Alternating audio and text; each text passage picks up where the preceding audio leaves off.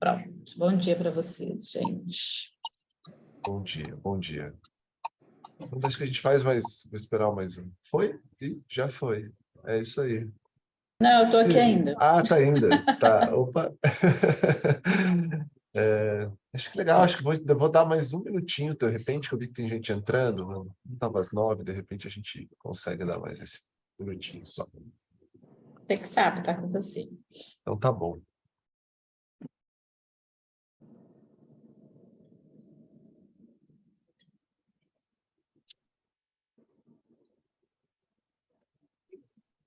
Obrigada,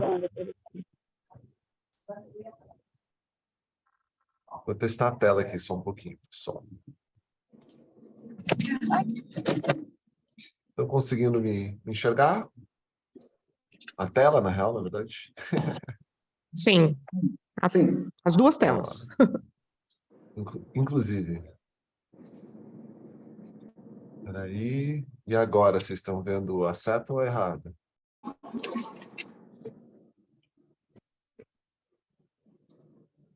Hein, Ju, me ajuda aí. Vamos lá, pessoal. Tá Vocês estão vendo? vendo... Sim, sim. Tá vendo a que tá grande, né? Na minha configuração aqui tá a tua câmera, mas tá na tela cheia a tua apresentação. Perfeito. Então, vamos lá. Pessoal, vamos tocar. Com certeza, o pessoal vai entrando, no começo a gente vai discutindo. E que bom ver vocês de volta. Eu sempre, enfim, uma alegria a gente estar aqui. Rostos conhecidos, outros mais, outros menos, mas é sempre bom a gente estar aqui. E como foi da outra vez que a gente conversou um pouquinho sobre o teste rápido da criptococose, a gente vai conversar agora um pouquinho do teste rápido para histoplasmose, o tal do antígeno urinário para isto. Conversar um pouquinho sobre, enfim, essa relação com a histoplasmose, a AIDS avançada, como é que a gente coloca a AIDS avançada, o uso do antígeno de histoplasmose dentro do conceito do circuito rápido de AIDS avançada, e depois, por último, deixar aí aberto, porque a gente nunca tem tudo pronto para a gente discutir, debater um pouquinho como é que a gente pode pensar o fluxo de coletas, de amostra e vigilância, que vocês já vão entender, vigilância de resultados, o que que é isso. Pessoal, é sempre muito interessante, né? Eu sempre gosto de ressaltar, longe de a gente esgotar o assunto, isso aqui é mais para provocar um pouco a gente de um teste novo que está caindo na praça, nas mãos, é um teste, enfim, novo no Brasil, né? Estimulado em parte para a gente dentro do projeto, para que a gente aumente, enfim, né, os diagnósticos da histoplasmose dentro da AIDS avançada, uma doença que, enfim, a gente sabe menos do que a gente deveria saber, bem negligenciada, se a gente for pensar dentro dessas questões, e do Brasil, e, enfim, é mais para a gente provocar, vai ter dúvidas, eu também tenho, acho que a ciência tem dúvidas dentro da histoplasmose, dentro do teste, de como as coisas funcionam, e como que é o melhor jeito da gente implementar especificamente esse teste rápido de antígeno urinário da histo. Bora lá, vamos conversando. Então, gente, o que que é esse teste rápido da histo, né? O tal do fluxo lateral do antígeno urinário da histo. Acho que está aberto... Obrigado, gente. Valeu. Bom, é um teste clássico desses que a gente conhece, de teste rápido, imunocromatográfico, né, o nome que se fala, esses de fluxo lateral, são esses testes que a gente, enfim, chama de rápidos, e ele detecta, basicamente, na urina, a galactomanana, que é, enfim, uma proteína, uma situação presente dentro da parede celular do histoplasma capsulado, que é o bichinho aí, esse fungo que a gente está tentando encontrar e achar, e que às vezes é bastante isso. Está aberto o áudio, Lisandra, da Priscila também. E como que funciona esse teste, pessoal? Do jeito clássico, né? A gente tem dentro dele esse fluxo lateral, enfim, que coloca a amostra, ele faz esse fluxo que vai correndo dentro dele, tem a colocação desses antígenos anti-histoplasmose, conjugados, né, de ouro coloidal, que fazem a marcação, e quando passa a amostra, e dentro da amostra existe, de fato, antígeno de histoplasmose, a galactomanana, ela marca e acaba aparecendo nessa, digamos, zona de teste, e a zona de controle também acaba passando quando funciona direitinho marcando. Não tem segredo, é basicamente do tanto que a gente conhece. Como é que executa o teste, né, gente? Bom, o teste, ele é diferente um pouco do que o clássico que a gente conhece desses testes rápidos, ele exige algumas coisinhas novas, né? Ou pelo menos como que está na bula, apesar de estar sendo, enfim, né, validado formas de não ser necessário a utilização de micropipetas ou de uma pipetagem tão cronometrada, digamos assim, para o uso desse teste. Luva, porque a gente está falando em frasco de urina, enfim, é uma boa prática usar, né? Vai precisar do frasco da urina, sim, vai precisar do micropipetas, né? E ponteiras de micropipetas, e ele é um teste rápido aqui no limite, gente, de um teste rápido. Nós estamos falando de 40 minutos. Então, por isso, e justamente por isso, talvez a gente tenha que discutir um pouquinho o quanto e onde será que a gente vai fazer essa análise, se a gente não vai fazer só coleta no serviço, se a gente vai fazer análise centralizado. Então, a gente vai fazer algumas discussões mais para o final disso, porque, afinal de contas, 40 minutos para a espera de um resultado é bastante tempo, tanto para a equipe, tanto para o paciente.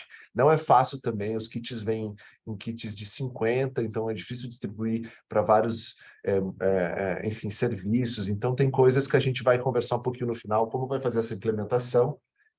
Afinal de contas, não só, né, de clínica a gente vive, a gente também tem que viver como que a gente organiza serviço e oferece acesso à saúde. Bom, vou pôr o vídeo aqui para vocês olharem. É um videozinho que eu vou tentar ir narrando ele aí para ver se vocês conseguem. Tomara que dê certo. Vamos lá, vamos clicar. Essa parte é sempre a parte tensa da apresentação, porque daí abre uma outra página. E aí eu vou tentar vir para cá. Vocês estão vendo o vídeo ou não? Não? Tá. Eita. Eu vou dar um stop no share. Vou dar mais um share aqui, gente. E agora eu vou ver aqui o vídeo. E aqui tem a propaganda do YouTube, porque ele está no YouTube. E agora? Todo mundo vendo? Beleza, valeu. Então, bora lá. Eu vou narrando um pouco. Então, esse é o Viravista, o antígeno urinário de teste de histoplasmose. Tem que abrir o pacotinho metálico, tira enfim, a estrutura do teste. E aqui eu já vou dar uma pausa para mostrar duas coisas, né, pessoal? A gente vai pegar a micropipeta para fazer a micropipetagem, né? Então, não é o clássico que a gente conhece de ser aquela, enfim, pipeta de plástico, assim. A gente precisa da micropipeta para fazer esse teste. E a gente está calibrando ela aqui para ela fazer uma coleta de 25 microlitros. Então, já lembrando aqui que essa é uma das primeiras táticas que a gente usa. Então, clica lá, bota 25 microlitros. A gente já usou um pouquinho disso para o teste de TB-LAN em alguns momentos, tem uma micropipeta em alguns lugares, outros tem tanto. Mas não fiquem preocupados, só por enquanto tentem olhar como é que funciona a execução do teste. E aí, pega a micropipeta, e aí a gente vai olhar, vai pegar o reagente, né, o doente, a questão que tem dentro, coleta 25 microlitros e coloca no tubo, digamos assim, de mistura das coisas. Depois a gente joga fora enfim, a ponteira, pega uma nova ponteira, e aí pega a amostra de urina. Só que aqui a gente vai mudar o frasco, a gente vai mudar ele para 100 microlitros. Então a gente vai pegar uma amostra de 100 microlitros da urina, para misturar com os 25 microlitros que a gente tinha antes colocado no tubo, enfim, de mistura que vem junto com o kit. Botou lá, a gente misturou, dá aquela mexidinha de leves, né? Poucos segundos no final das contas só para funcionar, reagir. Logo mais a gente joga, pega uma nova ponteira e aí coleta 100 microlitros da mistura. Então, praticamente a gente vai tirar tudo, só não vai tirar aquele pouquinho, 25 microlitros a mais, né? Que era o total que a gente tinha dentro dessa mistura aí. Vocês perceberem, até no desenho aqui, acaba restando um pouquinho, mas muito pouco da amostra, para a gente usar e colocar dentro, enfim, da área de entrada da amostra do cassete do teste rápido de antígeno urinário para isto. E aí a gente vai esperar 40 minutos para fazer essa leitura. Às vezes vai vir um pouco mais, um pouco menos, mas é dentro desse processo. E uma interpretação clássica de um teste rápido, né, gente? Acho que todo mundo aí que está aqui está, enfim, bem acostumado. Quando vem a área de controle e o teste também positivo, a gente pode dizer que é uma amostra positiva para antígeno urinário de isto. Quando vem só o controle e nem vem a área teste, é negativo. Se vem só a área teste, é inválido. E se não aparece o controle nem teste, também é válido. Um clássico dentro desse processo, vocês estão acostumados, em fato, depois da Covid, todo mundo sabe até fazer em casa isso aí. Acho que é isso. Quero ver mais uma vez, mas acho que tá, deu para pegar. Pode ser? Uma vez rapidinho, ó, é 1 minuto. Então, abriu, então, cassete, 25 microlitros do reagente. De novo.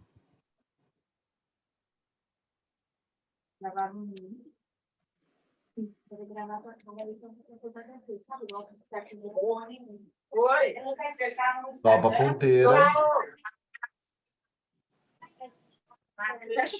Agora 100 microlitros de urina.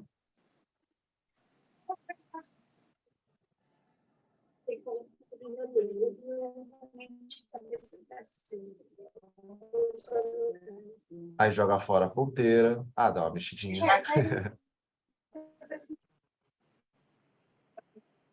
Joga fora a ponteira. 100. Então, você usa só 25 na primeira vez, depois é tudo 100. Só para lembrar disso.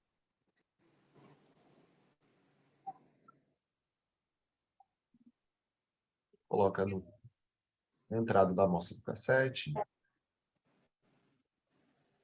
E aí aguarda 40 minutos para dar o resultado.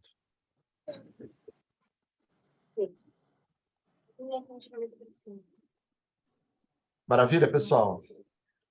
Isso aqui deu para pegar, sem segredo. Bora voltar lá para a aula para a gente conversar.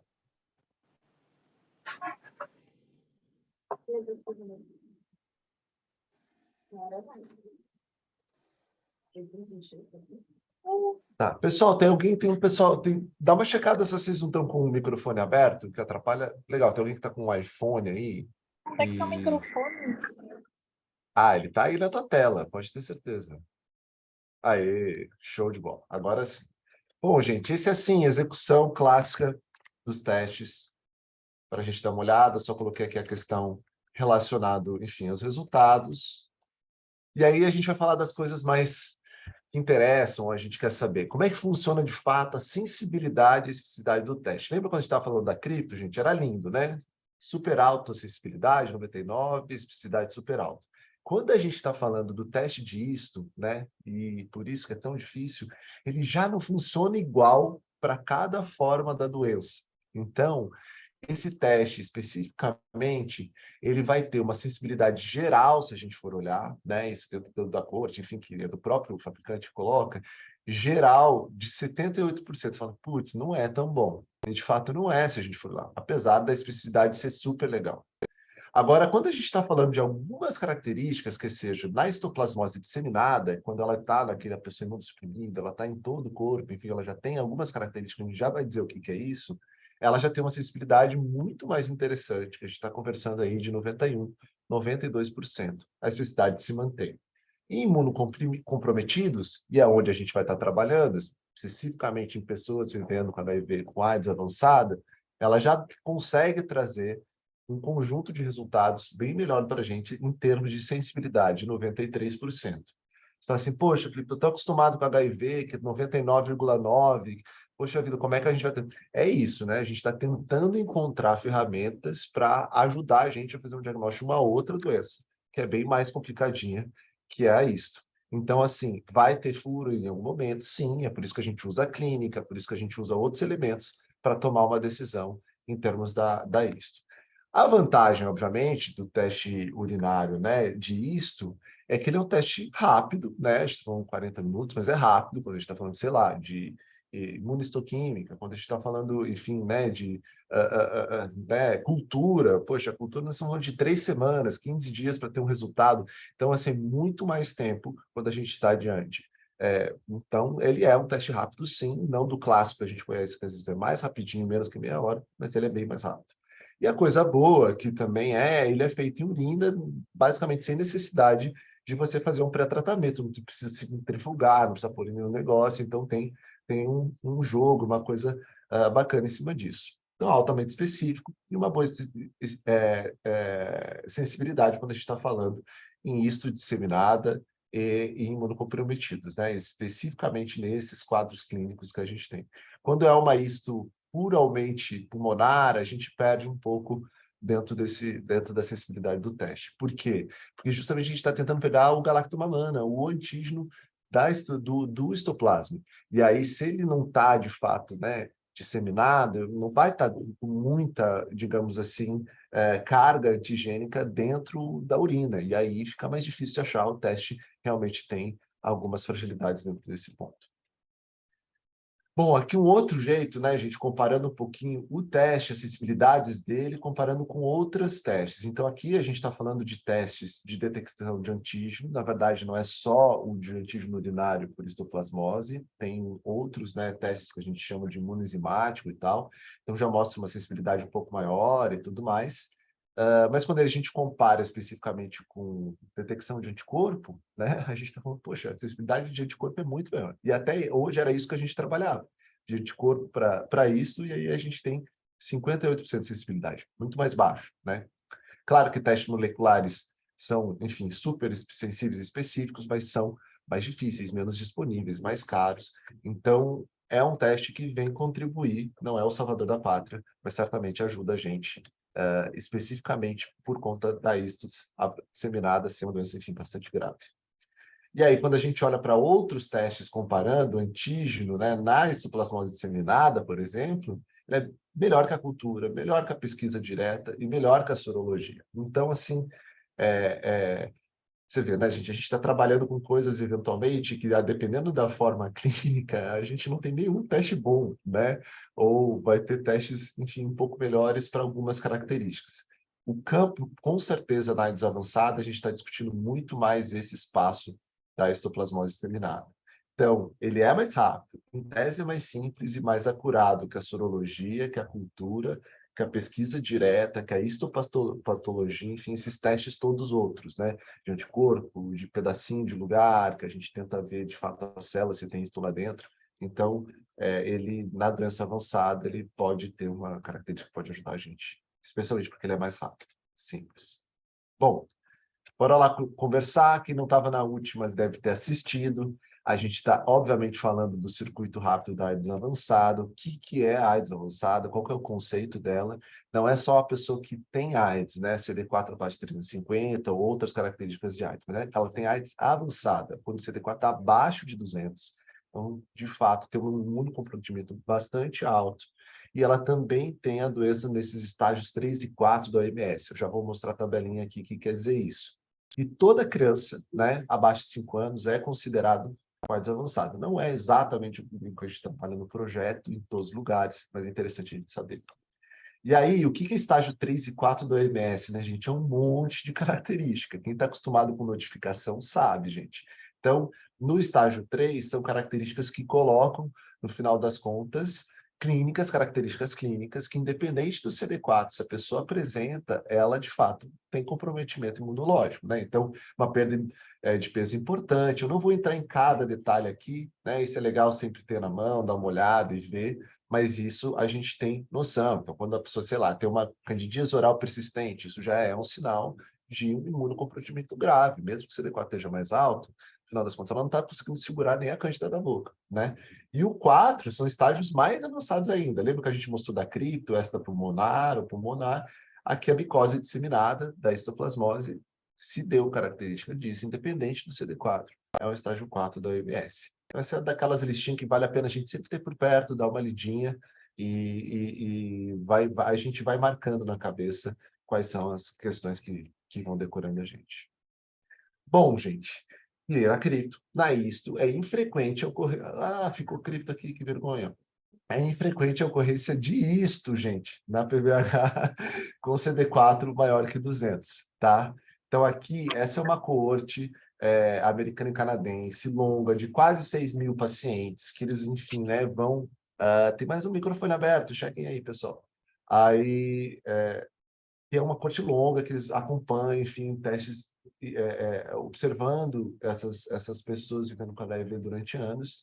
E quando a gente está falando, né, de histoplasmose, olha só, isso aqui, ó, vamos lá, o CD4 fica desse lado para marcar aqui, né? Então, esse é o número de CD4 das pessoas, a média delas, né? Enfim, na verdade, a mediana, o percentil 75, o percentil 95, né? Ou seja, 75% das pessoas estão abaixo dessa linha, 95% das pessoas estão abaixo dessa linha.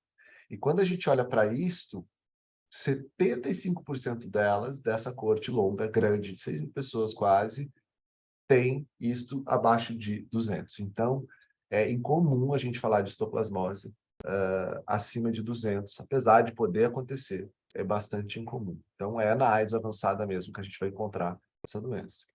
Não só vai encontrar mais ainda quando a gente está falando de CD4 mais baixos ainda, especialmente os mais baixos do que 50, né? Então, enfim, né? Fortaleza tem bastante avançado, Ceará, né? O pessoal daí a gente sabe disso. Então, por exemplo, lá é um lugar em que a chance da gente encontrar vai ser alta mesmo, né? Enfim, já é, e aí a gente tem que ter. Mas em todos os lugares a gente tem que estar atento para esse grupo. Esse aqui, pessoal, um estudo multicêntrico que aconteceu no Brasil, entre 2016 e 2018, em vários lugares, vários 14 hospitais do Brasil, né? E com quase 570 pessoas vivendo com HIV, e aí eles deram uma olhadinha para ver, né, descobrindo as doenças, como é que funcionava distribuindo aqui nesse gráfico que eu estou mostrando para vocês, o que era histoplasmose e o que era tuberculose. E aí, quando a gente está olhando acima de 200, essa proporção, digamos assim, é maior para tuberculose. Entre 150 e 200 é maior para tuberculose. Quando é entre 100 e 150, maior para tuberculose, mas vai crescendo aí isso, ó. Quando a gente chega, de fato, abaixo de 50, a gente tem uma inversão. É mais comum, aparentemente, ter histoplasmose do que tuberculose. Entretanto, né, gente, isso é uma situação, a gente está falando mais ou menos de uma co-infecção possível, nesse mesmo estudo, em torno de 15%. Então, não é porque a gente achou um lixo que não vai ter outro. Infelizmente, na AIDS avançada, essa questão ela é mais ampla, digamos assim. E aí a mortalidade desse estudo, né, mostrou uma mortalidade, principalmente quem confirmou histoplasmose de 26%. É alto, a gente está falando assim, né?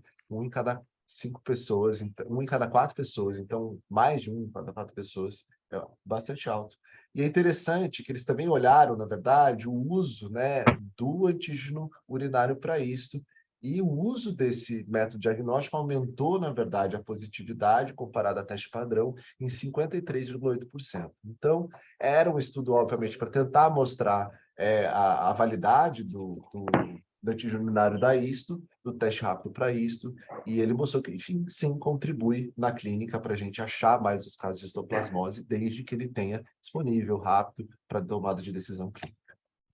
Galera, só para a gente dar uma olhada, né? Como vocês sabem, histoplasmose não é uma doença de notificação compulsória, portanto, certamente ela é subreportada, né? Então, a gente olha isso, já é quando é de notificação compulsória, imagina quando não é, então é só por estudos de pessoas que fazem descrição de casos. E aí a gente está olhando a distribuição aqui no Brasil, se a gente for, né, do sul para o norte, a gente vai ver o Rio Grande do Sul com uma corzinha um pouco, digamos assim, laranja, relatando mais casos, né? Isso aqui é uma descrição de casos de 1939 até 1918. Agora, é óbvio que é mais alto aqui também, em parte, né, se espera, porque tem um grupo grande que estuda lá, né? Enfim, Falsi, o Pascoaloto, são professores que, de fato, estudam histoplasmose. Então, é de se esperar que a gente encontre mais lá e relate mais esses casos. Paraná, Mato Grosso do Sul, eles já estão, né, no verdinho, digamos assim. O estado de Santa Catarina, nessa corte aqui, nesse estudo, nessa revisão sistemática, mostrou menos de 10 casos, gente. Enfim, quantos anos? Então, tem chance aí de Santa Catarina achar mais casos que tem na história, digamos assim. E agora, o Ceará, de fato, né? Enfim, vermelhinho, muitos casos. Então, provavelmente uma área, uma região endêmica, um lugar que a gente tem que procurar. Mas também tem um grupo que relata mais. Enfim, isso não ajuda muito isso aqui a gente, mas mostra o quanto ela é subnotificada, ou melhor, subreportada, e que tem um espaço grande, digamos assim, para a gente achar histoplasmose. Bora para o quadro clínico só para dificultar, hein, gente? Isto não é fácil. Mas vamos primeiro ver como é que acontece com ela a transmissão. Então, enfim, né? Isto ele está presente, digamos assim, na grande maioria do solo, de construções, na fezes de pássaros, nas fezes de morcego. Então, na verdade, um fungo, de fato, que né, polimórfico, que ele, na verdade, às vezes está em forma de levedura, às vezes ele está em forma de micélio, com macroconídeas, microconídeas, e a gente inspira essas microconídeas que entram no final das contas do nosso pulmão e lá eles começam a crescer como uma levedura.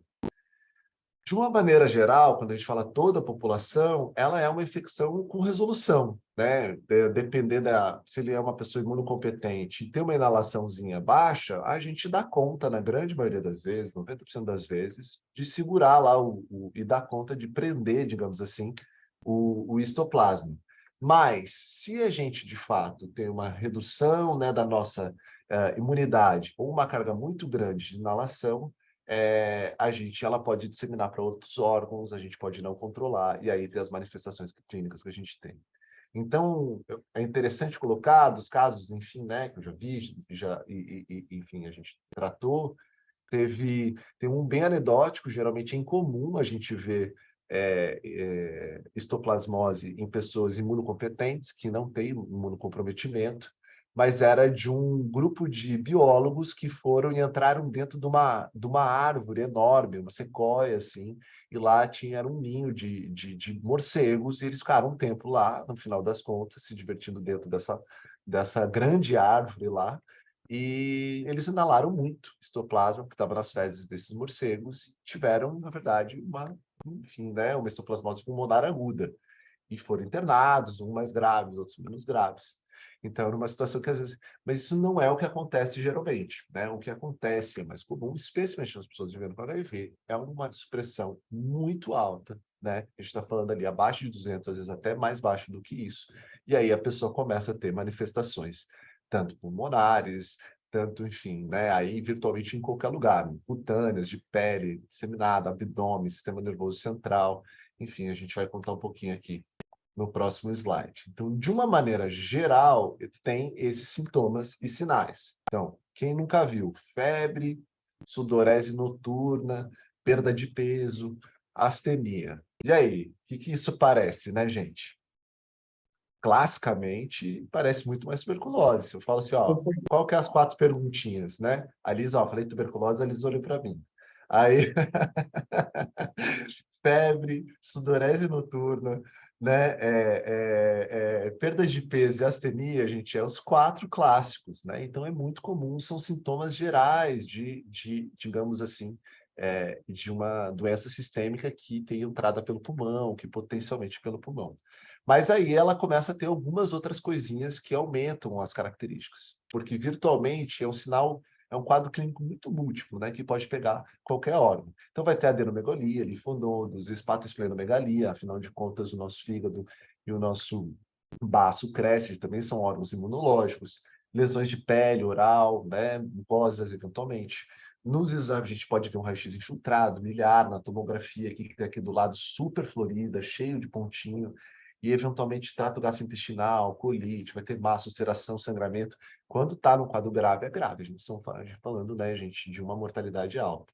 E, eventualmente, nos exames laboratoriais, a gente vai ver também coisas graves. Uma pancitopenia é tudo baixo, né? Não é só uma anemia, é tudo baixo. Série vermelha, série branca. Então, tem infiltrado ósseo, infiltrado de medula óssea. Então, no final das contas, acaba comprometendo, às vezes, inclusive a produção, enfim, né, das células hematológicas, elevação de transaminases, porque tem lesão no fígado, enfim, DHL elevado. Então, é um quadro bastante florido, não é fácil, né, no final das contas, porque ele é um espectro, desde uma resolução que não vai acontecer nada, até um quadro super disseminado de vários órgãos, de múltiplos órgãos. Então, é sempre interessante dizer isso, porque vai depender do tamanho da imunossupressão, é mais florido. Menos imunossupressão, ou seja, CD4 maiores, a pessoa tende a localizar, a conseguir controlar um pouco mais a infecção. Bom, vamos falar um pouquinho das formas clínicas pulmonares, né? Então, existe uma pneumonia aguda, né? Aparece como uma síndrome gripal, tosse, seca, dor torácica, espineia. Então, tem cara, né, digamos assim, daquela gripe que vem, mas pode evoluir com uma síndrome respiratória aguda grave. Foi grave. Muito inóculo, imunossupressão grave, é uma forma que acontece. de uma maneira, enfim, um pouco mais lenta, com meses de evoluções, tem uma histoplasmose pulmonar subaguda, né? É que ela é mais lentinha, acaba a gente conseguindo conter resposta um pouco imunológica, aí no final das contas acaba tendo mais um pouco de adenopatia mediastinal, que é um pouco dessa resposta, né? Os linfonodos do mediastino respondem. E tem também formas cavitárias, como no DPOC, tem mais risco, né? Pessoas que já têm alguma lesão, entra lá, e também lesão pelo isto, então apoptose produtiva, febre. É isso, gente. É florido, tem várias formas e a gente vai tentando ir. Voltando a falar, com infecção, nessa corte brasileira lá, de 14 hospitais, deu em torno de 15%, gente. Não é pouco. Então, a gente vai encontrar tuberculose com histoplasmose consideravelmente ainda. Tem que estar na cabeça que isso pode acontecer. Então, não porque a gente diagnosticou TB, que a gente vai ficar calmo que não tem histoplasmose. E o contrário também, a gente vai ter que estar sempre na cabeça. Então, por isso que no final, a gente faz os testes na AIDS avançada para tudo, não só para um, e sempre fica atento, porque pode pintar depois. Também pode acometer sistema nervoso central, pessoal. Então, 5 a 10% dos pacientes com histoplasmose disseminada, meningite subaguda, lesões focais, AVC, encefalite, é difícil. E muita lesão, ou é bem comum ter lesão mucocutânea também, polimórfica, especialmente nas formas disseminadas. Então, a gente está falando de placas disseminadas em crostas no dorso, na perna, placas eritematosas, descamação de pele e orelha, pápulas com crostas, né, na face, que a gente vê aqui, eventualmente também erupção aqueniforme, com pápulas e pústulas. Então, é florido, mas geralmente tem também essas lesões. Enfim, nos livros descreve umbilicada, eu já vi isso, mas eu não gosto de falar muito que é assim, porque pode ser mais polimórfico mesmo. Só para mostrar aqui um gráfico, gente. Então, conforme o CD4 vai diminuindo, então, olhando daqui para cá, ó, o número maior, digamos assim, de tipos diferentes de lesões que as pessoas apresentam. Então, quando a gente está com CD4 mais alto, a gente tende a montar uma estrutura de resposta imunológica melhor e tudo parece meio igual.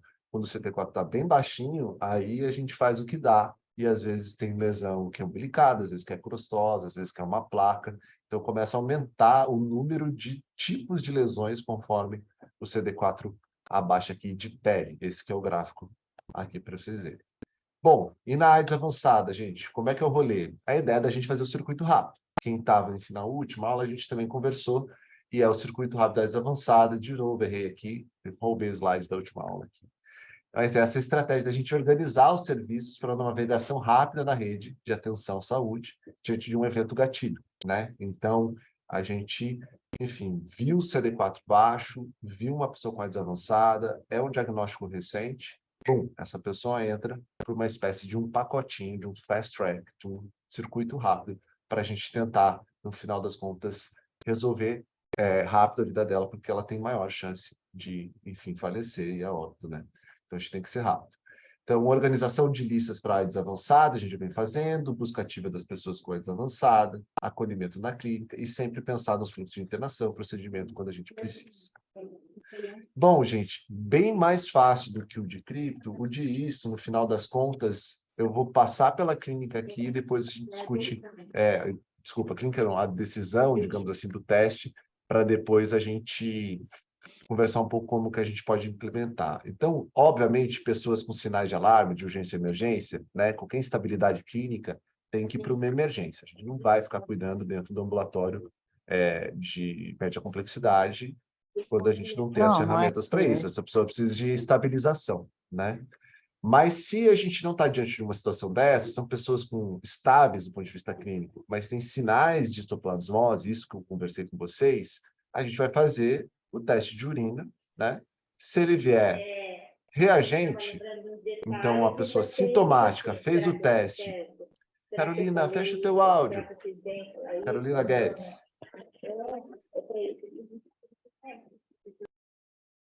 Valeu. Então, vamos lá, gente, para não perder. Tem sintomas de isto. Faz o teste de urina, ele veio reagente? É isto. Então, a gente tem que tratar isso conforme a gravidade do caso. E assim que a pessoa estiver um pouco mais estável, a gente já inicia a TAV. Agora, se a pessoa vem com sintomas, faz o teste e não dá reagente, você fala, mas parece histoplasmose, mas deu negativo o antígeno. O que que eu faço? Bom, a gente não fica... A gente sabe que o teste não é tudo aquilo que a gente gostaria, então a gente vai investigar ele por outros métodos, né? Então a gente vai pedir sorologia, cultura do fungo, estudo patológico, em amostra, depender do quadro clínico, vai ser um pedacinho da pele, depender do quadro clínico, vai ser, enfim, um lavado broncoalveolar, né? A gente daí, a dependendo da pancitopenia, digamos assim, no exame, a gente vai, de repente, pedir, enfim, um aspirado de medula. Então, não é fácil isso e é trabalhoso, e nem sempre, às vezes, a gente consegue fazer isso no ambiente laboratorial, ambulatorial. Mas, se a investigação vier positiva depois, obviamente, a gente vai tratar isso, tratamento mesmo. Se ela vier negativa, a gente fala, bom, não é isto, mas é outra coisa que está causando esses sintomas. Então, esse lado esquerdo aqui do quadro é um quadro, enfim, um pouco mais complexo do ponto de vista que vai exigir mais investigação, um tratamento que às vezes vai precisar, que a gente vai ver remédios, enfim, né, algumas formas mais graves de anfotericina, que são endovenosos e tudo mais.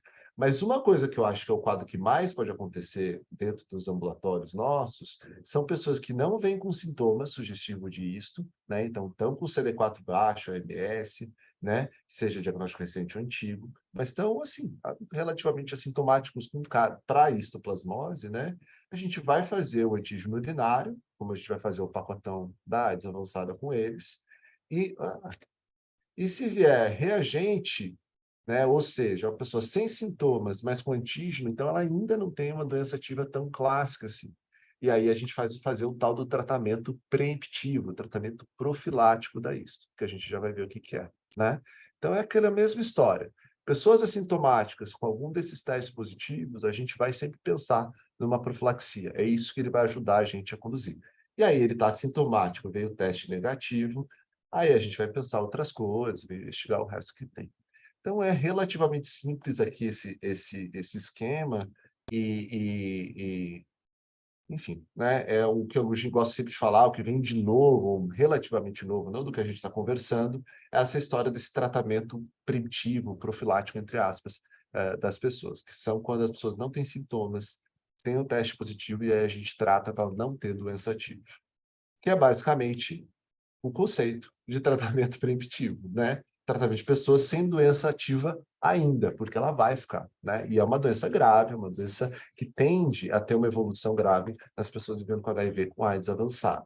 E o tratamento, basicamente, é com itraconazol, né? Então, oral, via oral, 200 miligramas 2 vezes por dia, e é um tratamento longo, gente, né? Então, a gente vai tratar ele bastante tempo e vai manter esse tratamento até ele completar 6 meses com o CD4 acima de 150. Então, a gente vai ter que... É isso, né? A pessoa vai tomar remédio, e aí ela vai chegar no CD4 150, e a gente vai esperar 6 meses de CD4 acima de 150 para pensar em tirar o tratamento preventivo dela. Mas certamente isso vai proteger ela de não ter uma isto grave ativa depois. Vai pelo menos ajudar nisso. E além disso, óbvio, a gente vai estar esperando que a carga viral esteja indetectável dentro desse processo, porque a gente já iniciou terapia de rato viral, uma das coisas mais importantes para a gente fazer uma pessoa que tem CD4 baixo, né, gente? Então não tem por que a gente esperar. O paciente está estável clinicamente e a gente precisa fazer. Agora, o itraconazol não é um remédio muito bom, gente. Esse que é o problema. Não é bom tanto de efeitos adversos e não é bom do corpo absorver. Então, tem uns macetes na vida para o itraconazol fazer efeito. Para ele ter uma boa absorção e para ele, de fato, funcionar, né? Uma das coisas é tomar o remédio depois da refeição e com alimentos ácidos. Então, a gente toma um remédio, no final das contas, orienta o paciente a fazer o uso, né? Fazer as tomadas depois que comer alguma coisa, né? E, obviamente, tentar, né, fazer com que ele tome com alguma bebida ácida. Eu pus o suco de laranja ali, mas, enfim, a gente sabe que tem refrigerante, que também é bastante ácido, então a gente eventualmente pode orientar para tomar mesmo, né, no final das contas, porque para a pessoa dar uma variada, digamos assim, não é só de limonada que ele vai fazer. E, obviamente, a gente tem que tirar o antiácido da jogada, porque se a gente precisa que o estômago esteja ácido, a gente não pode ter antiácido, nem inibidor de bomba de próton, então omeprazol, essas situações a gente vai ter que cuidar para olhar. Não é uma situação fácil, gente. Em geral, tomar longos períodos de remédio é sempre difícil, mas protege a pessoa. Bom, e aí aqui a gente falou, né, da questão do preemptivo e agora a gente vai para o tratamento em si. E essas doenças, né, de doenças avançadas, infecções oportunistas, ela tem sempre essa coisa de ser em fases, né? O tanto a TB tem fases, a cripto tem fases e a histoplasmose não ia ser diferente. Ela também tem uma fase inicial de ataque, tem uma fase de manutenção, que vai para pelo menos um ano, e depois ainda uma fase, digamos assim, final, que na literatura chama terapia supressiva de longo prazo, né? Que é basicamente, digamos assim, a terceira fase, a gente pode dizer assim. E aí, dependendo da forma, o tratamento é diferente. Então, vamos lá. A gente estava falando de tratamento preemptivo, era com itraconazol. E formas leves e moderadas, a gente também vai tratar com itraconazol. Então, essa é uma coisa boa. Então, uma paciente, uma pessoa que não tem lesão em órgão-alvo, já vai falar, o que é isso? Ela vai tratar com itraconazol. Então, é um tratamento que tem um ataque de 3 dias, tomando 3 vezes ao dia, cada 8 horas, né? O itraconazol. Depois vai passar por uma manutenção longa de 12 meses, tomando itraconazol 2 vezes ao dia. E depois ele vai para a terapia supressiva, tomando itraconazol daí só 1 vez ao dia. Então, começa com 3 vezes ao dia, 2 vezes ao dia por 1 ano, e aí ele vai para 1 vez ao dia. Então, a gente vai considerar tirar ele, né, desse tratamento de manutenção, digamos assim, para passar para a terapia supressiva de longo prazo, quando ele não tiver sintomas mais, tiver um CD4 acima de 150 por 6 meses e carga viral detectável. Então, é longo, longo, longo. Vou botar os macetinhos aqui. E a TARV, obviamente, iniciar sempre que o paciente puder já iniciar, estiver estável. Mais um pouco. Já a forma grave, gente, né? Ou seja, grave ou moderadamente grave, não é fácil. Histoplasmose não é fácil, porque eu digo assim, nem a classificação dela é fácil na literatura, né? A OMS, os experts, os caras que manjam bastante disso, sofrem para construir um conceito. Então, a gente vai aqui dentro dos nossos pacotes. Na CRAVE, vai ter que ter tratamento injetável, vai ter que usar anfotericina, belipossomal ou complexo lipídio, e quando a gente não tiver, a desoxicolato, que tem mais efeito adverso. Mas, basicamente, o tratamento tem uma fase de ataque inicial por 2 semanas com a flutericina belipossomal, depois ela vai para uma fase de manutenção com o itraconazol, né? Então o paciente já pode, enfim, se ele estiver bem, pensar e a gente planejar uma alta para esse cara, né? Por 12 meses, 2 vezes ao dia, igual na forma leve e moderada, e depois a terapia supressiva de longo prazo, igual na fase leve e moderada, de 200 miligramas 1 vez ao dia. Não precisa decorar, gente. Eu tenho certeza que vocês não vão decorar depois que eu só falei. É legal a gente saber que, basicamente, vai tratar com itraconazol nas formas, né, preemptivas, leves e moderadas. E na forma grave, a gente vai precisar internar esse paciente para ele receber anfotericina para o tratamento injetável. Então, basicamente é isso. E depois nós vamos decorar as doses, depois nós vamos decorar os tempos.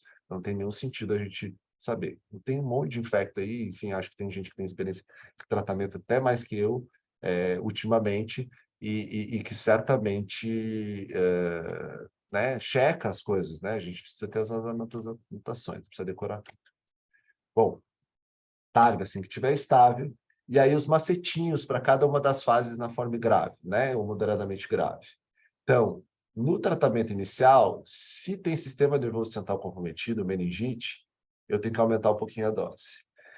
Na fase da manutenção, né, eu só vou passar para essa fase, terceira fase, se eu não tiver sinal de doença ativa. Então, estou falando que o cara vai tomar 12 meses, e se ele ainda tiver, enfim, cara de doença ativa, lesão de pele, né, eu ainda vou manter por mais tempo. Em geral, dá certo aqui, né? E aí eu vou pensar em descontinuar, fechar o mesmo macete, quando tiver um CD4 acima de 150, por mais de 6 meses e a carga viral estiver detectada. Então, para encerrar um caso de isto, gente, né, de tratamento, é longo, né? É uma coisa que a gente não é uma coisa que termina, como não é para cripto e como não é para TB, né? Então, assim, são tratamentos longos que dependem da recuperação imunológica do paciente para ter uma boa resposta, que tem, enfim, seus macetes, um tratamento longo. E quando a gente está falando de tratamento com TB, e isso é um grande desafio, já vamos falar um pouquinho disso, bem pouquinho, na real. Bom, classificação da gravidade da ISO, né, gente? A gente falou, lembra que eu estava falando assim, sintomas e não sintomas, e de repente eu pulo para uma coisa meio leve, moderada, grave, né? E o que é isso no final das contas? Então, basicamente, a forma grave é quando ela tem lesão de um órgão-alvo, né? Então, ou teve falência respiratória ou circulatória, então falhou o pulmão, falhou o coração, né? Sinais neurológicos, falência renal, digamos assim, insuficiência renal, anomalias de coagulação, né? Que é basicamente, enfim, uma falência, enfim, de, né? de alguns órgãos, no final das contas, né? Enfim, medula, se a gente considerar a medula óssea um órgão, se a gente considerar, enfim, o fígado um órgão, então também tem isso. E, além disso, tem um criterinho, digamos assim, que a OMS usa, que eu precisava colocar para vocês, é complicado, mas ela se torna um caso grave se a pessoa está confinada à cama, à cadeira dela, mais da metade das horas que ela está acordada. Ou ela não é capaz de ter cuidados básicos de si. Então, isso, às vezes, enfim, é um dado um pouco mais diferente, digamos, do que a gente está usado como critério, mas é assim que está na literatura, é o jeito que eu estou passando para vocês. E aí, tudo que não é grave é leve ou moderado. Então, a gente consegue tratar por via oral, sem a necessidade de internação, confidencial. Bom, gente, falar um pouquinho do reinício da TARV, que é sempre que o paciente puder iniciar, a gente faz. Então, clinicamente estável vai. Então, no preemptivo, inicia. Né? Quando a gente tem um paciente clinicamente estável, que não está precisando de suporte de estabilidade, a gente inicia a TARV, porque isso é importante para a recuperação imunológica. E, obviamente, a gente tem que checar interação medicamentosa. Estou trazendo só alguns dos clássicos aqui, que é inibidor de protease por conta da TARV, e, né, enfim, a rifampicina e a rifabutina. Né? Essa sempre interage. Então, é um desafio o tratamento da co-infecção, não tem muito consenso na literatura, tratamento longo, porque a rifampicina com, enfim, nitrocanazol aumenta, abaixa o nível sérico do nitrocanazol, a rifampicina aumenta, então a gente tem mais toxicidade, então torna as questões bem mais complexas. Em geral, é legal discutir, não é um caso fácil. Bom, e por último, é uma coisa que eu queria conversar, porque a gente já vem recebendo, enfim, né, das histórias, a última vez a gente conversou sobre como que a gente implementa esse negócio. A gente vai botar os testes de infecção oportunistas em todos os serviços, mas a caixa vem com 50, eu não consigo distribuir, eu tenho atividade, enfim, né, em outros distritos que estão distribuídos entre, às vezes até, enfim, né, na atenção primária. Como é que eu faço, né, gente, se eu tiver que botar só num lugar? Então, eu trouxe um pouco para a gente fazer essa pergunta, e é um pouco para provocar vocês. Com a baixa demanda dos testes rápidos, baixas entre aspas, né, porque a gente já viu isso com o TB-LAN, né, gente, bem tanto assim. Então, o teste tem um prazo de validade que acaba, no final das contas, colocando a gente num apuro. Poxa vida, não tem tanta gente para fazer, o teste vai vencer, como é que eu faço, né? E a restrição também de colocar isso sempre num serviço centralizado, sendo que, eventualmente, a paciente tem entrada por outros caminhos, por outros lugares. Como é que eu faço? Se tem sentido e se faz sentido a gente centralizar a execução do teste no laboratório, coletar as amostras, no final das contas, dentro dos serviços, mas aí a gente precisa ter um jeito disso não ser um problema, né? O resultado vem rápido, a gente não perdeu o paciente, e aí isso é uma reflexão que a gente vai ter que fazer em cada lugar, não tem uma resposta pronta, e é isso que eu jogo para cá, como é que a gente implementa na rede de cada um. Então, de uma maneira geral, a ideia de fazer esse fluxo de amostras e resultados, né, o que eu chamo de vigilância de resultados, é entender que a gente pode pôr em vários serviços de saúde a coleta e o envio das amostras para o laboratório. Obviamente tem que ser rápido, né, mas a gente tem uns prazos. Aí o laboratório vai lá, vai processar, vai digitar no prontuário eletrônico e tudo mais, mas se vem um caso positivo, ele acende um alerta que ele precisa avisar, na verdade, a equipe assistencial. De uma maneira geral, é legal que isso aconteça. O laboratório tem uma combinação que fala assim, poxa, veio um caso positivo de isto. Tem que avisar, porque isso é uma coisa rápida, é uma coisa grave, né? Então tem que dar um toque. A gente tem que organizar para tentar fazer isso, organizar para que esse resultado chegue e venha. A equipe de saúde fica sabendo, tem que estar ligada, entrar em contato com o paciente, tentar. Então, antes de mandar ele embora, no final das contas, tentar fazer esse pacto que vai ligar para ter esses resultados, para dizer, e organizar para o paciente, enfim, ter agenda, conseguir voltar, né, no serviço de saúde, que às vezes é difícil também. Então, é mais um passo de organização. Mas eu pus bem geral aqui, porque no final das contas, cada lugar tem as suas adaptações.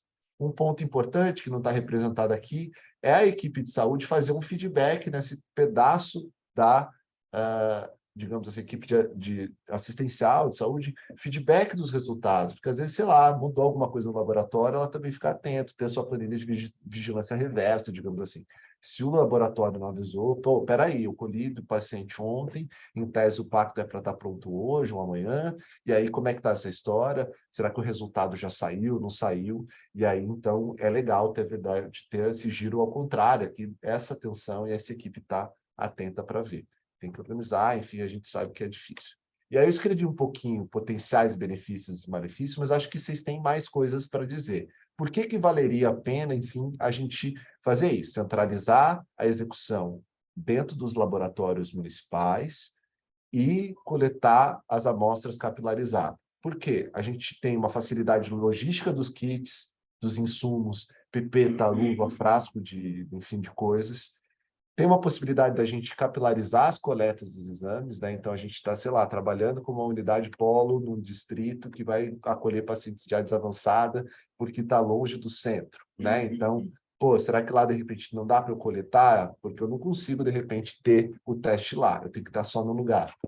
Tem menor risco de vencimento dos testes. Em tese, né, gente, o ambiente laboratorial é mais calmo, então o laboratorista tem mais expertise, ele tem, na verdade, aquele tempo ali para ele fazer, tem uma rotina que ele consegue tocar, não tem ninguém, enfim, gritando, batendo na porta, alguma coisa rolando.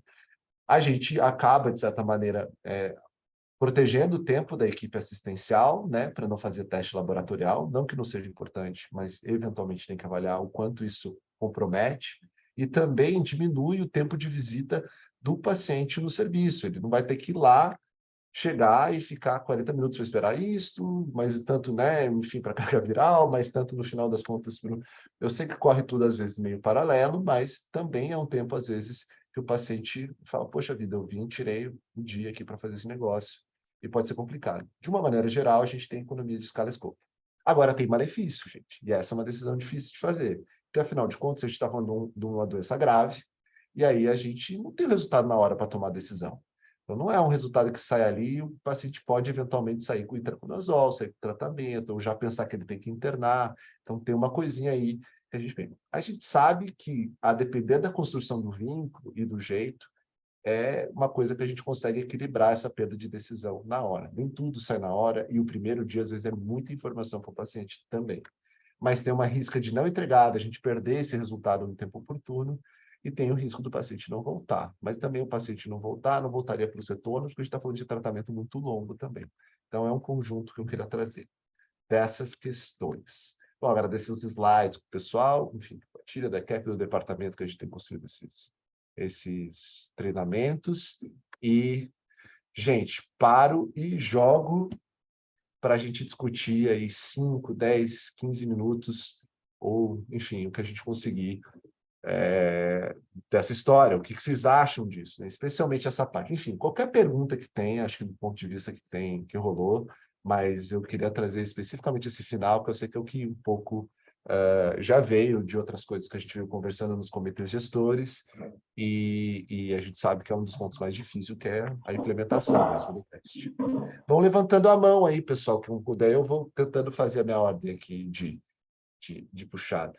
Isa, vai levantar. Eu sempre a primeira, né?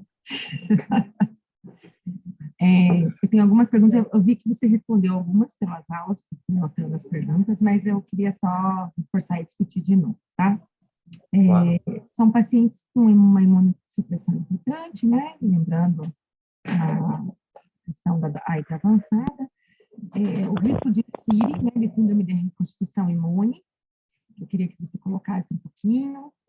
Nos casos que eu identificar, eu espero que isso não aconteça, mas você falou ali de uma co-infecção elevada de TB e risco de 15%, então vai ter situações que a gente vai ter TB-LAN e o teste de estudo positivo, inicio o tratamento dos dois, espero.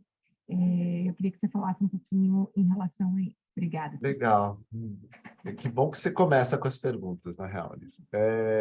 Acho que sim, a primeira sobre CIRI, né, Síndrome de Reconstituição Imune, é presente em qualquer imunossupressão grave dos pacientes. Quando a gente tem recuperação, no final das contas, a gente começa a construir resposta para, enfim, né, digamos assim, as infecções que a gente tem presente lá.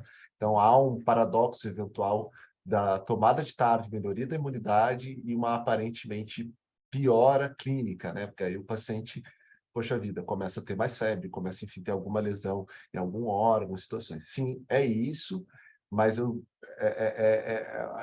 sempre trago a mesma resposta, assim, né? Tem alguns macetinhos para cada um, né? A TB a gente espera um pouquinho, a cripto também, a isto a gente espera um pouquinho menos, né? Porque realmente a recuperação imunológica é um dos pontos mais fundamentais, né? Fungo, de uma maneira geral, a gente precisa que o corpo mesmo mate, senão a gente não consegue, na verdade, tirar a pessoa da doença grave que vai matar ele antes, né? Então, a gente tenta manejar isso como a gente maneja a CIRI, né? Enfim, né? Com corticoide, com suporte, enfim, clínico e suporte, enfim, de internação, às vezes é necessário, é mais raro, mas, enfim, acho que não deve ser uma preocupação, porque, no final, tem chance de perder. Me ajuda nas outras ali. Qual que era? Já me perdi. Eu não anotei, deixa eu pegar. Sobre o tratamento concomitante, você pode ficar junto. Esse é o... Porque você colocou assim, eu vou começar... Com qual começo, né? Provavelmente... Eu acho que a gente discute, sabe? Porque realmente esse caso é difícil e não tem um consenso da literatura. A gente tende, no final das contas, a ver qual que... É uma tripla co-infecção, na verdade. É uma tripla co-infecção, é uma superinfecção, digamos assim, né? Então, a gente tem uma tendência a tentar começar com tudo e ver o quanto o paciente tolera, né? E aí a gente vai tomando decisões especificamente com relação. Se for pensar numa doença disseminada, a gente vai fazer o ataque com fluoxetina, né, para histoplasmose. Então, de alguma maneira, isso tem menor interação com a rifampicina. Mas é 2 semanas, depois a gente já tem que ir para o ITRA. Daí, de repente, talvez a gente estende um pouco o tratamento com a fluoxetina, né? Então, isso são capítulos mais complexos, assim, que no final é da resposta de cada um. Então, é difícil, mas só para ter uma ideia, basicamente tenta iniciar, ver a tolerância e vai vendo. É exame. Putz, teve toxicidade renal muito alta, putz, segura um pouco aqui. Então, você vai, ou aumentou muitas transaminases, ai, caramba, o que eu posso, enfim, tirar, reduzir? É difícil, não é fácil e é uma mortalidade certamente mais alta quando a gente está falando desses pacientes, assim, né, gente? Obrigada. Imagina.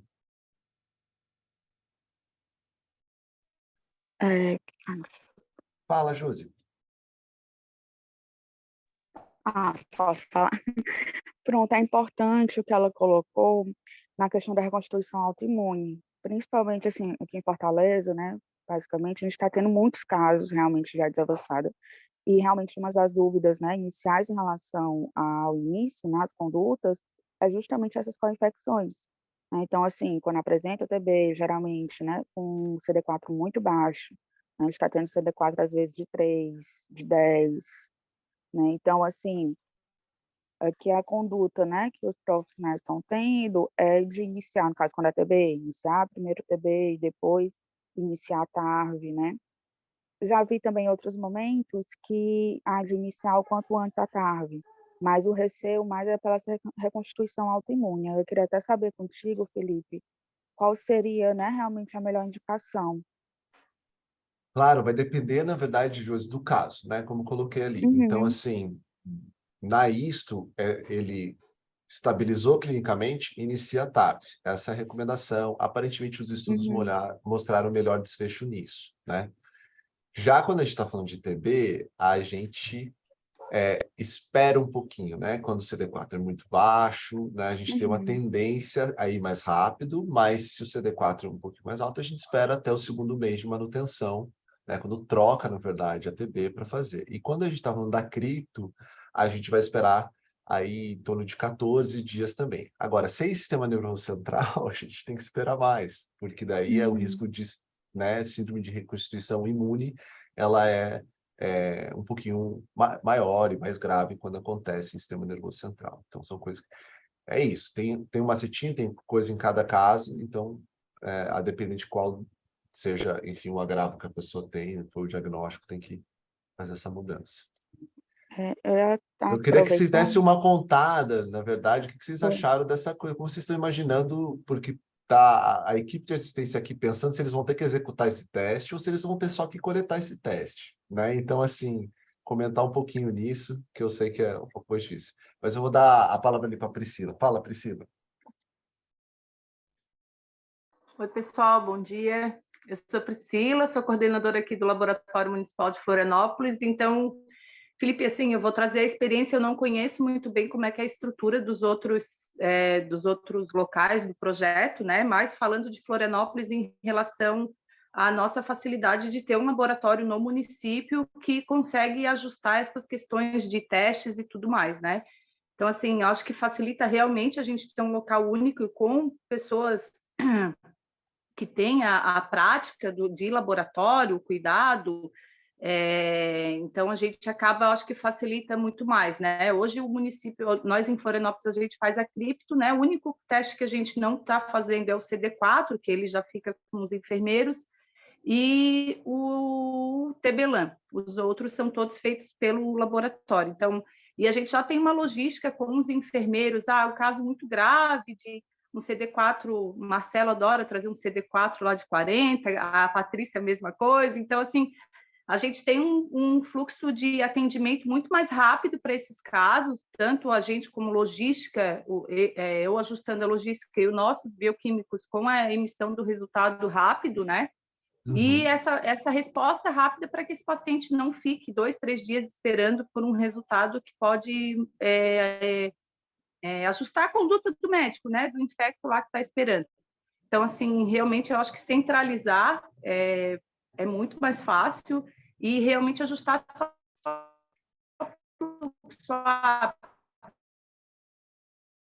precisa de urgência, para já que já é nossa rotina aqui em Florianópolis, eu acho que a questão do teste centralizado facilita muito mais.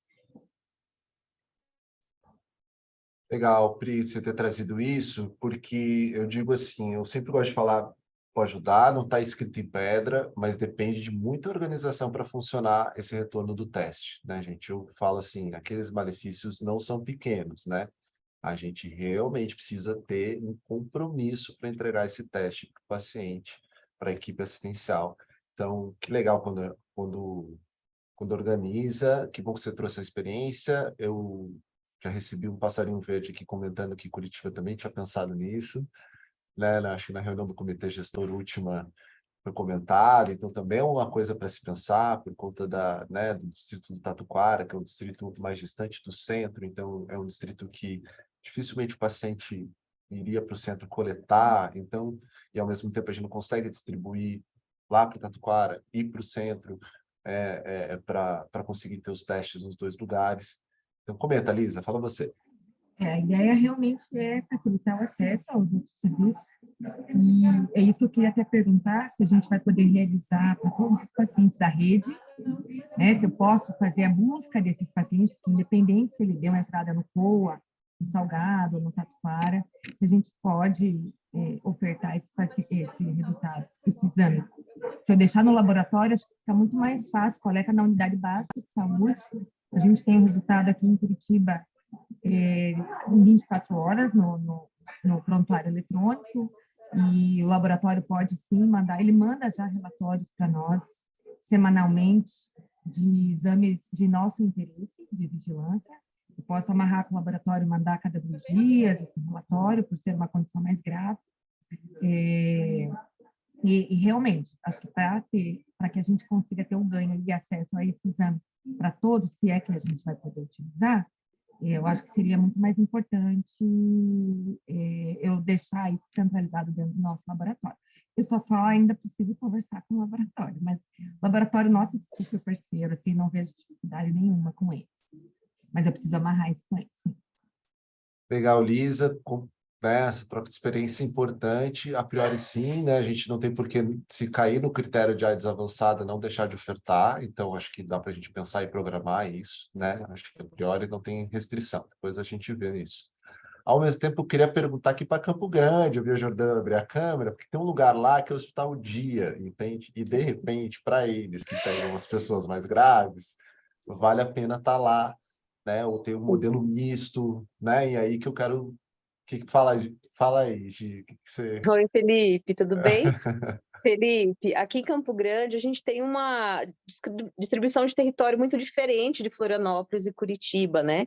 E organização de processo de trabalho também diferente. Então, a gente organizou o nosso processo de trabalho para doença avançada, tanto para busca ativa, quanto para absorção dos casos e para aplicação do fast track, todo no Hospital Dia, tá? Justamente porque a gente não quer que esse paciente espere, né? Então, ele vai chegar no Hospital Dia, ele vai fazer o fast track total. Se precisar fazer leito, ele está em um leito disponível, enfim. Então, a princípio, a nossa organização é centralizar os testes todos e o fast track completo dentro do Hospital Dia de Campo Grande, ali do CEDIP.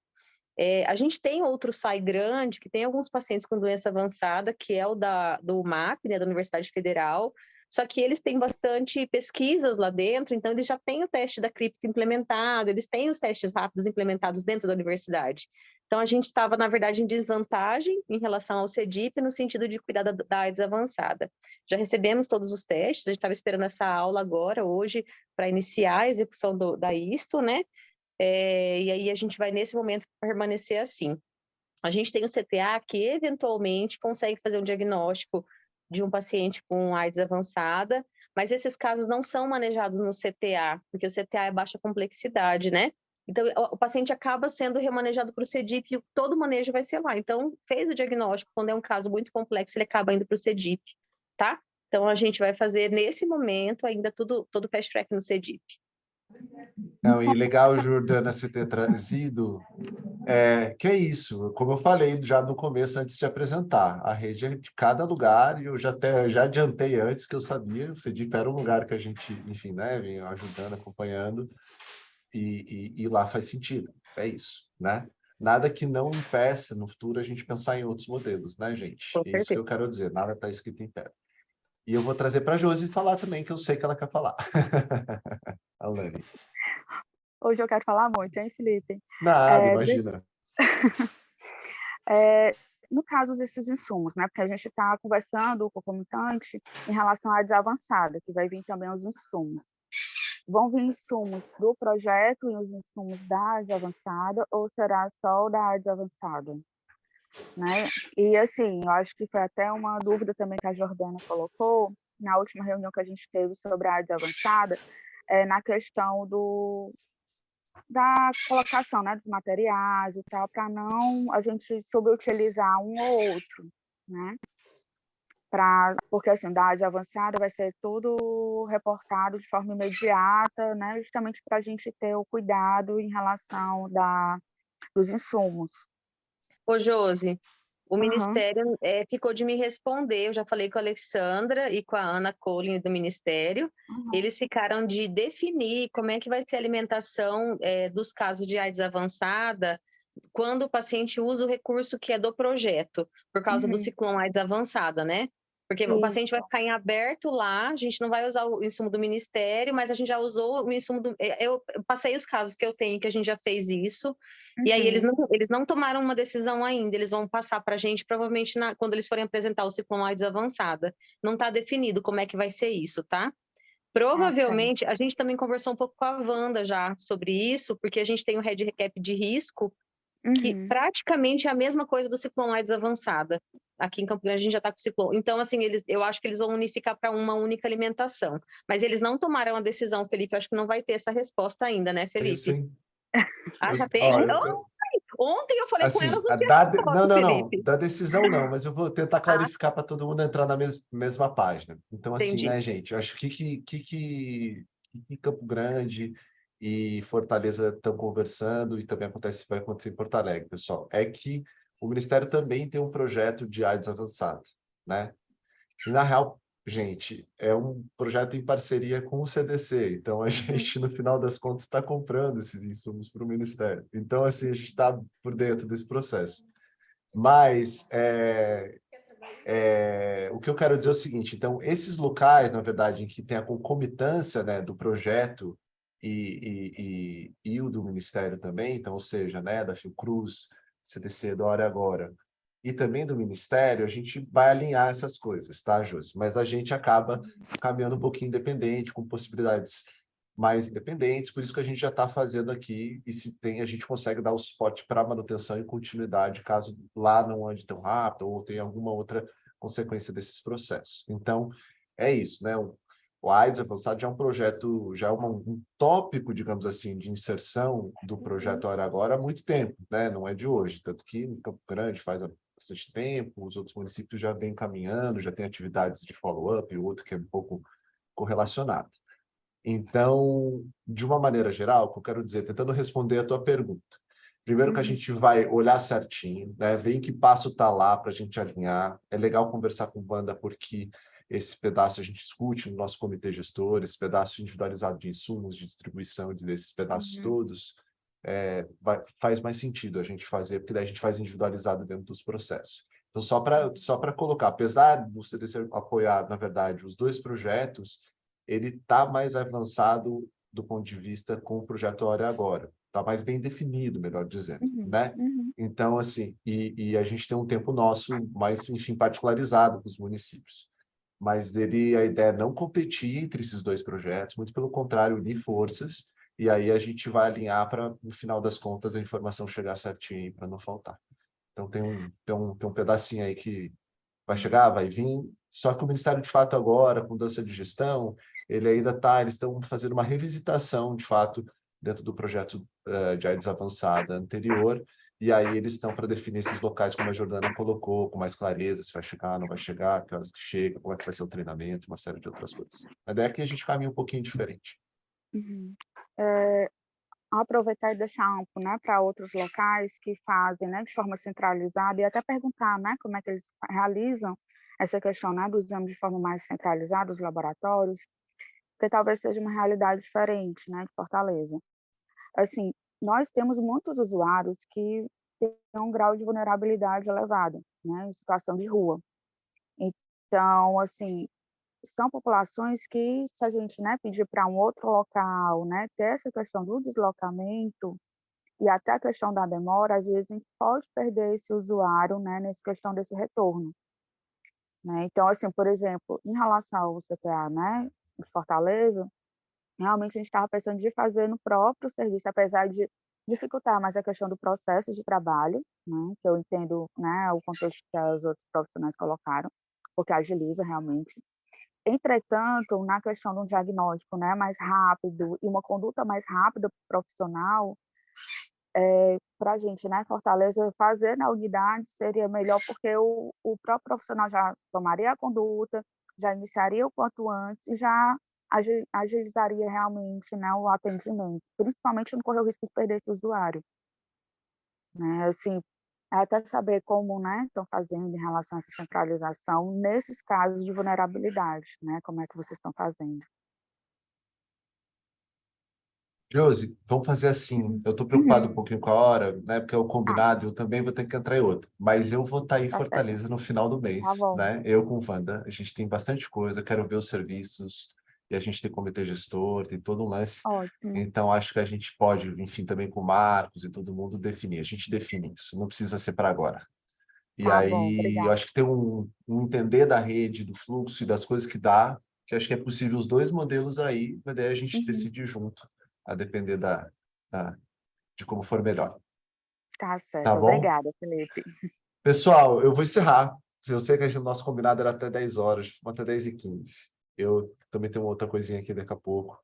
Mas, assim, sempre aberto, continuamos. Temos nossos pontos de contato no final das contas, né? Sempre das comitês gestores, os nossos grupos. Então, mandem, se pintar e foi dando alguma coisa que a gente precisa, não guardem angústias, por favor, compartilhem. É o melhor jeito que a gente tem de tentar resolver. A gente pode não ter todas as respostas, mas se não tem, a gente corre atrás. Beleza? Certinho, gente? Bom ver Tchau, tchau, vocês. Felipe. Obrigada. Abraço, pessoal. Se cuidem. Tchau.